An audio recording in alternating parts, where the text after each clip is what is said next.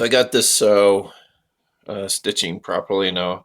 Um, so it turned out it appeared to be a problem with the spring on um, the power adapter. I think it's called, that pushes the shuttle around.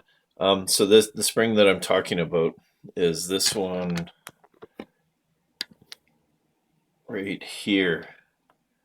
So there's a spring inside the power adapter that goes all the way around, and it holds the shuttle, which is this guy, in place.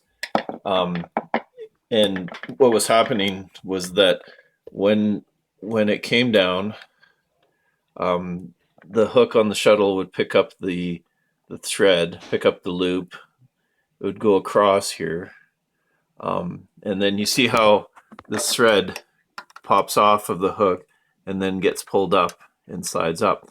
So what was happening was that it wasn't going through this point right here between the hook and the spring end. Um, and it was getting jammed right there, or held up.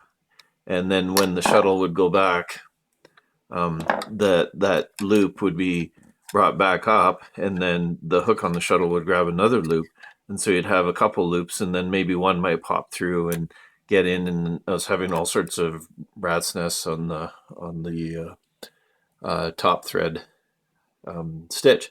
But I ended up taking out the spring out of the power assembly, and just kind of bent it back a little bit. So it's in there a bit looser than it was. So the shuttle has some movement, a little bit of movement in there. Um, Before it didn't have anything. So we'll see how much of a problem that makes, and if that is a problem. But otherwise, I'll have to sort of bend out the spring. The springs can be Bending springs can be a tough thing.